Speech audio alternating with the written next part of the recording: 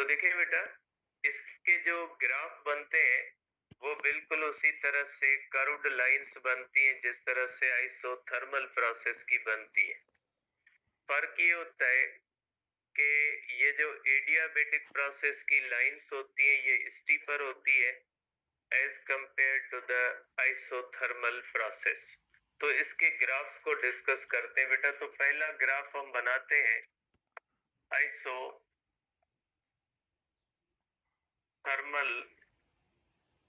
Sorry adiabatic.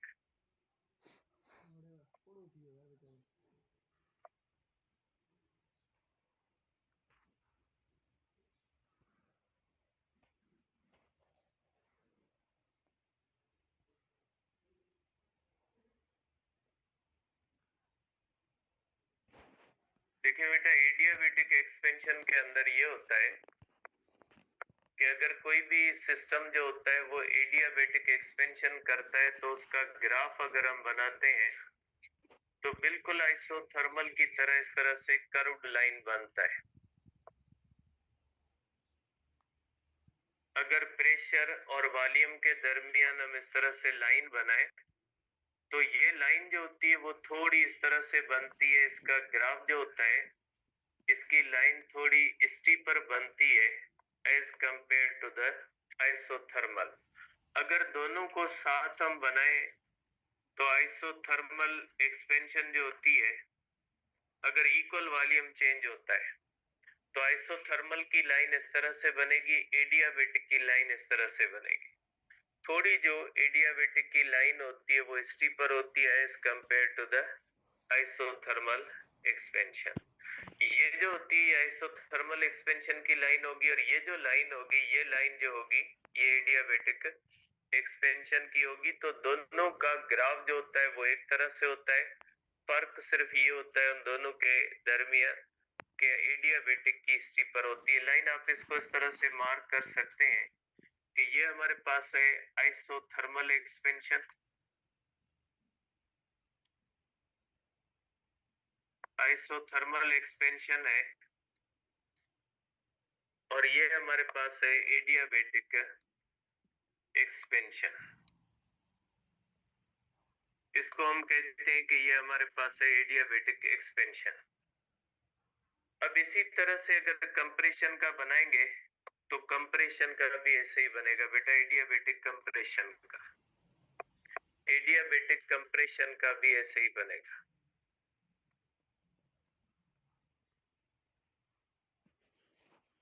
Adiabatic compression के अंदर इस तरह से बनता है कि सपोज करें हम इस तरह से ये ग्राफ बनाते हैं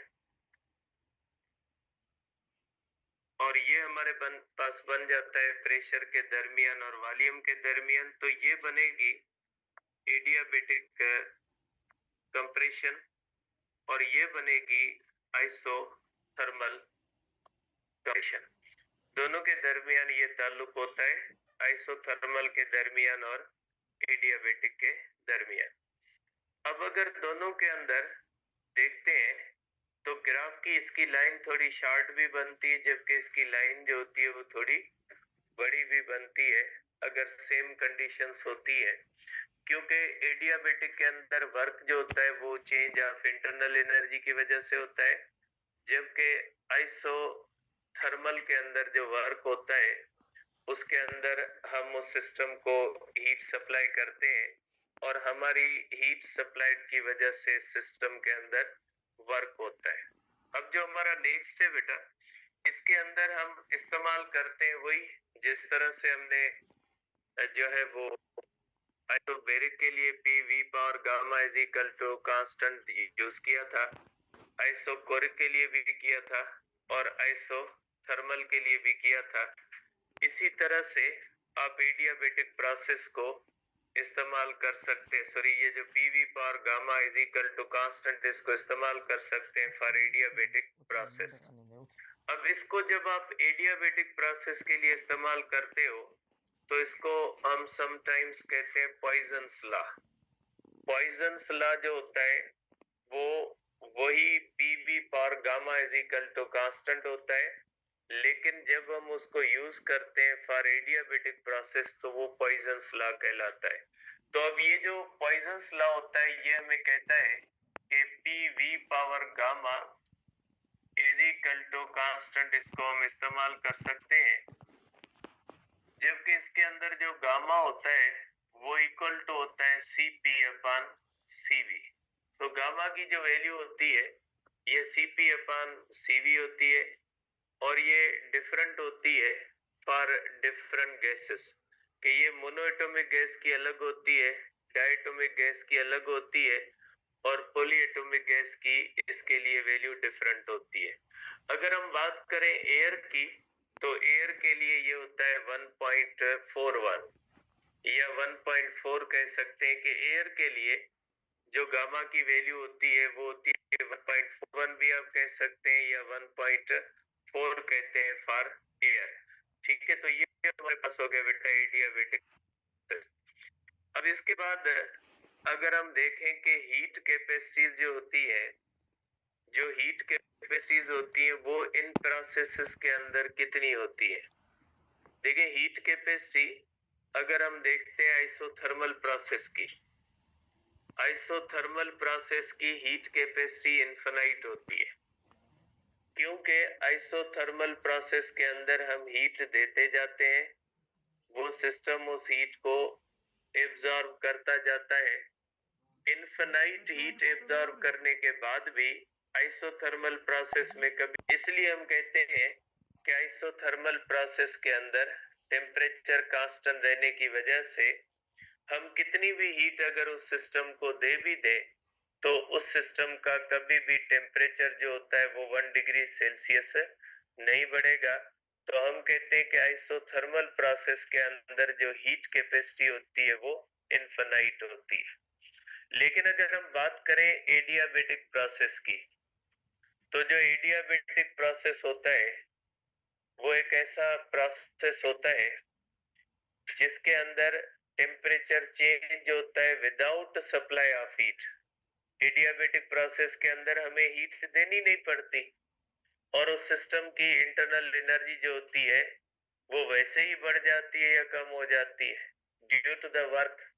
और हीट कैपेसिटी का फार्मूला क्या होता है, amount of heat required to raise the temperature. जब हमें हीट देने के सिवाय उसका टेम्परेचर चेंज हो जाता है तो हम कहते हैं उसकी हीट कैपेसिटी जीरो है। एडियाबेटिक प्रोसेस की हीट कैपेसिटी जीरो है। जीरो हीट देने के सिवा भी उसका टेम्परेचर बढ़ भी जाता है और कम भी हो जाता है। अब अगर हम बात करें कि फॉर एग्जांपल हम बात करें कि फिर आइसोकोरिक की और आइसोबेरिक की क्या होगी। आइसोथर्मल की इनफिनाइट होती है, एडियाबेटिक की जीरो होती है। तो फिर अगर हम बात करें आइसोकोरिक की और आइसोबेरिक की, तो उनकी हीट कैपेसिटी कितनी होती है। तो इनकी हीट कैपेसिटी जो होती है वो जीरो और इंफिनिटी के दरमियान रहती है। ठीक है, ना जीरो होती है और ना ही इंफिनिटी होती है। तो इनकी हीट कैपेसिटी जो होती है वो जीरो और इंफिनिटी के दरमियान रहती है इन दोनों प्रोसेसेस की। तो डिफरेंट हीट कैपेसिटी होती है इन प्रोसेसेस के अंदर। ठीक है, अब हमारे पास कंपैरिजन है बेटा, कि कभी कभी कंपैरिजन पूछी जाती है। जो कॉमन कंपैरिजन हम लेते हैं वो लेते हैं between isobaric process and isothermal process के दरमियान। तो आइसोबेरिक और आइसोथर्मल प्रोसेस के दरमियान पूछा जाता है कि अगर हम एक सिस्टम को आइसोबेरिकली ले जाएं और एक सिस्टम को आइसोथर्मली जो है वो ले जाएं इनिशियल स्टेट से फाइनल स्टेट तक, तो किस पाथ से या किस प्रोसेस के अंदर वर्क ज्यादा होगा या दोनों के अंदर वर्क इक्वल होगा, तो उसकी कंडीशंस कौन सी होती है। तो पहली कंडीशन ये होती है बेटा इसकी कि अगर if initial and final state if initial and final state of isobaric and isothermal expansion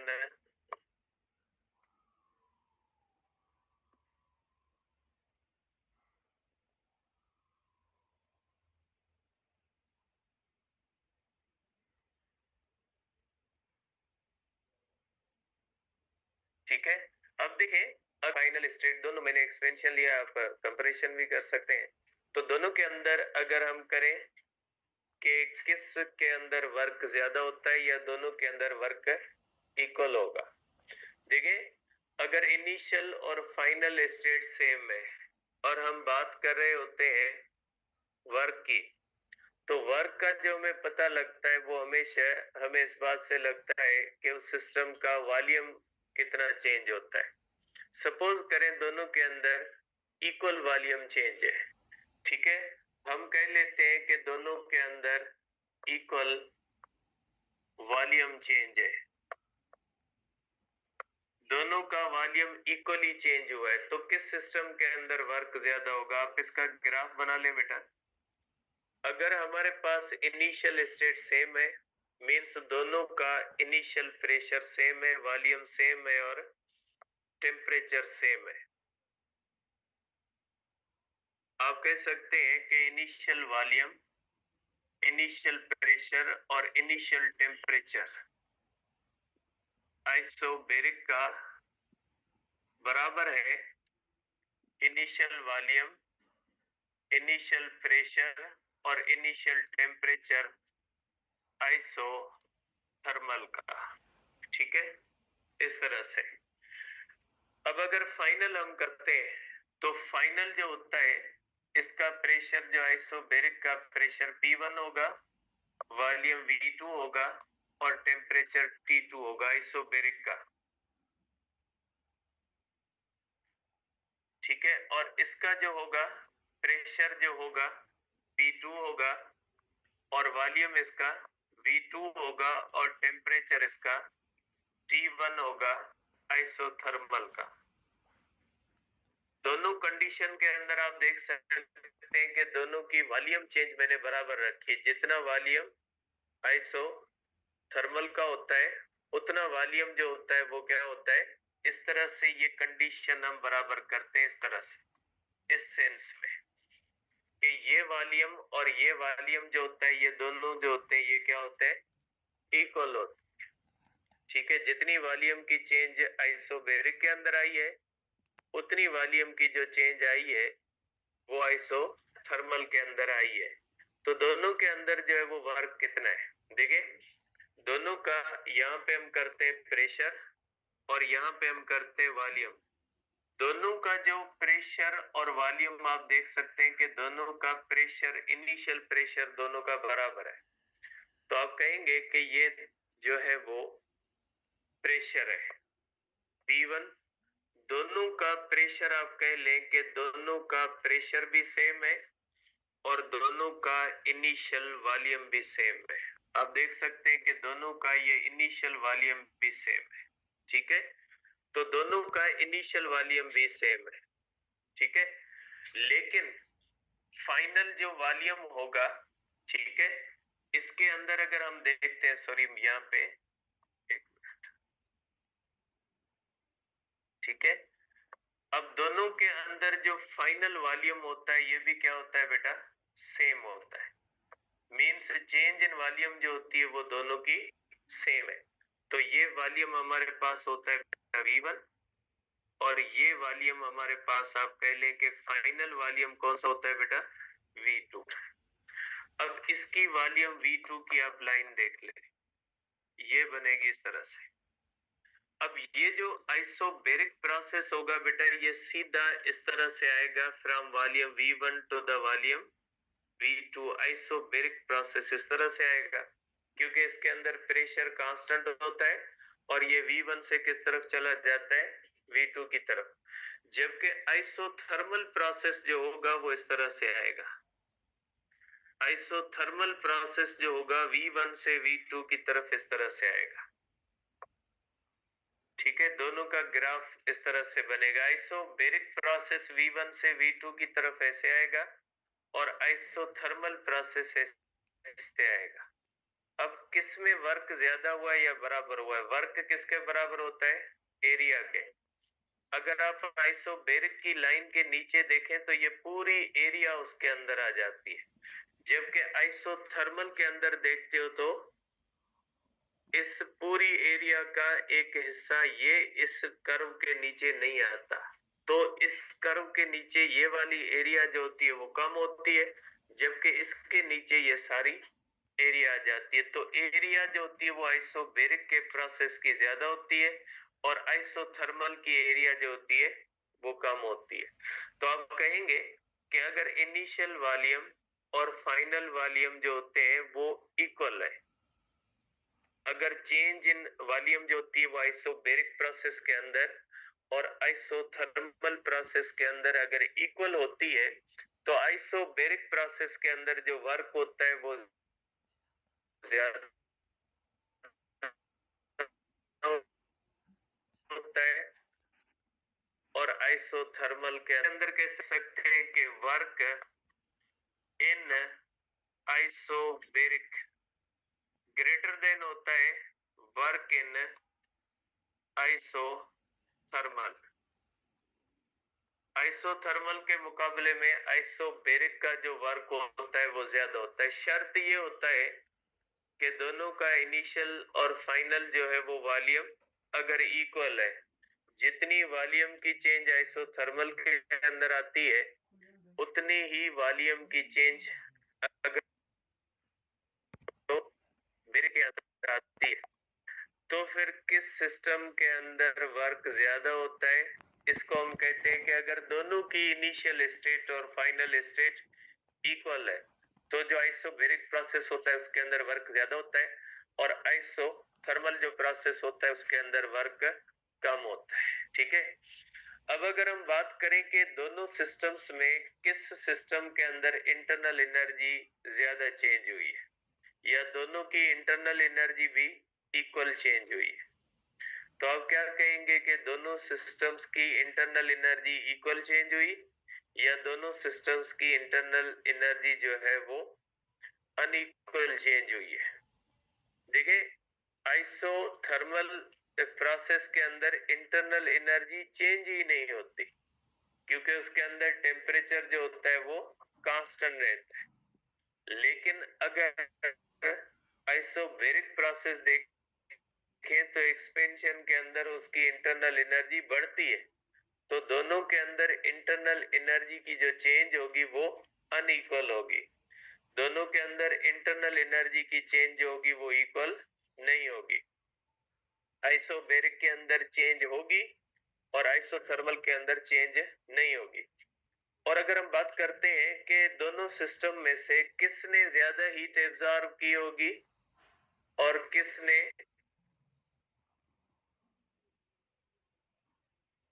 come heat absorb की होगी, देखिए दोनों को अगर हम कंपेयर करते हैं तो आइसोथर्मल प्रोसेस टोटल हीट को वर्क में कन्वर्ट करता है, जबकि आइसोबैरिक प्रोसेस जो होता है वो हीट का कुछ हिस्सा इंटरनल एनर्जी में ले जाता है और कुछ हिस्सा जो होता है वो वर्क में ले जाता है।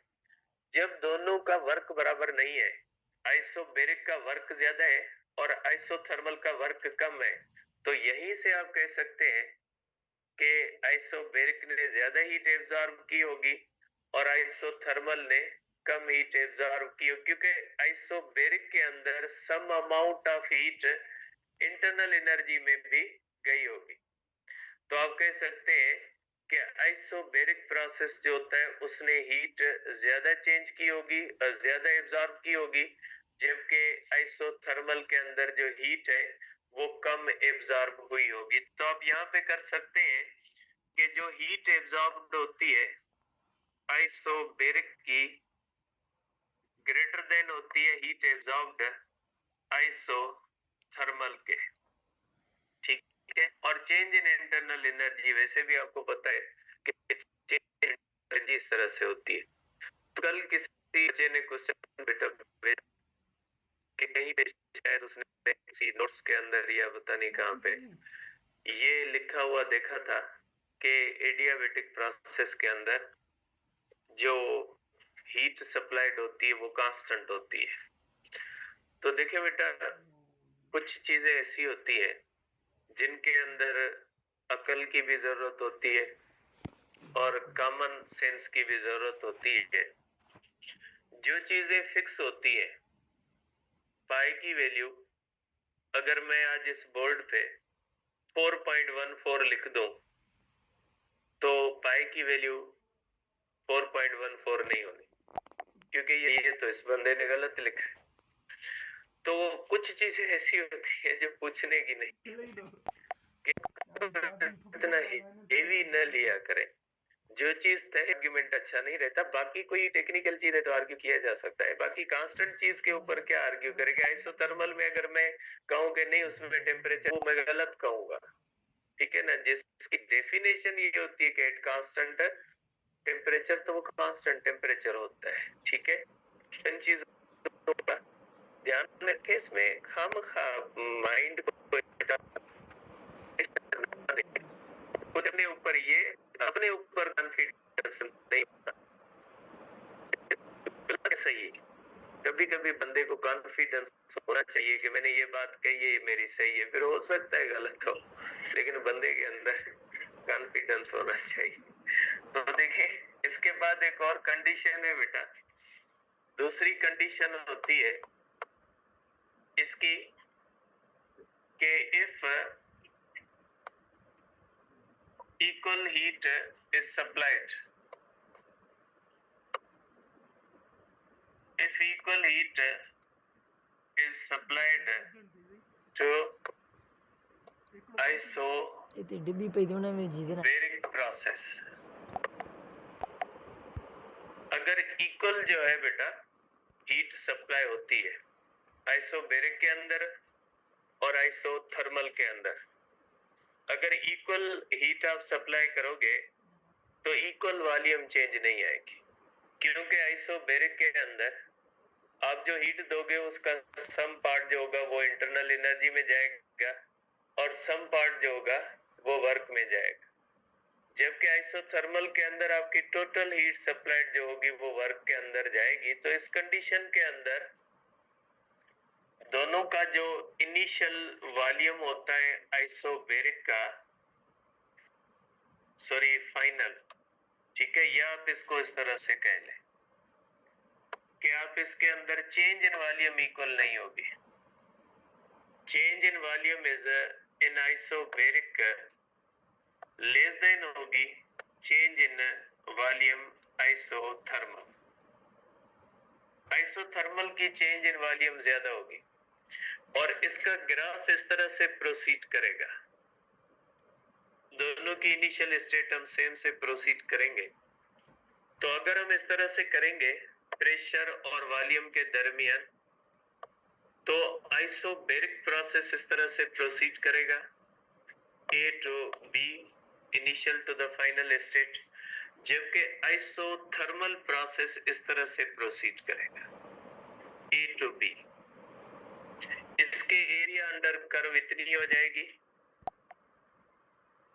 ठीक है, जबकि इसके क्या हो जाएगा। तो आइसोथर्मल के अंदर वर्क ज्यादा होगा और एडियाबेटिक के अंदर होगा, सॉरी आइसोबेरिक के अंदर कम होगा। अगर इक्वल अमाउंट हम देते हैं, अगर इक्वल अमाउंट हम देते हैं हीट आइसोबेरिक के अंदर और आइसोथर्मल के अंदर, तो कंडीशन चेंज हो जाती है। उसके अंदर जो है वो इनिशियल जो है वो जो हीट सप्लाइड थी वो इक्वल नहीं थी, हीट सप्लाइड डिफरेंट थी, जबकि इसके अंदर हीट सप्लाइड क्या होती है, इक्वल है। तो ये चीजें कंडीशनल होती है। मोस्टली क्वेश्चन के अंदर कोई कंडीशन नहीं दी जाती। बहुत सारे ऐसे जो है वो क्वेश्चंस आप देखोगे जिनके अंदर कंडीशन नहीं दी गई होती। तो कंडीशन नहीं दी गई होती, अगर फॉर एग्जांपल मैं क्वेश्चन दे दूं कि किस प्रोसेस के अंदर, जैसे कॉमनली आपने पढ़ा भी होगा, किस प्रोसेस के अंदर वर्क ज्यादा होता है, तो लिखा होता है आइसोबेरिक प्रोसेस के अंदर। तो वो किस कंडीशन के ऊपर होता है? जब इनिशियल स्टेट और फाइनल स्टेट बराबर हो तो वो कंडीशन होती है, जो कॉमन कंडीशन होती है। तो चीजों का ध्यान रखना है कि वैसे देनी चाहिए कंडीशन ताकि क्लियर हो सके, लेकिन मोस्ट कॉमनली जो क्वेश्चन होते हैं उनके अंदर कंडीशन नहीं दी गई होती है। ठीक है, कल डिस्कस करते हैं आगे।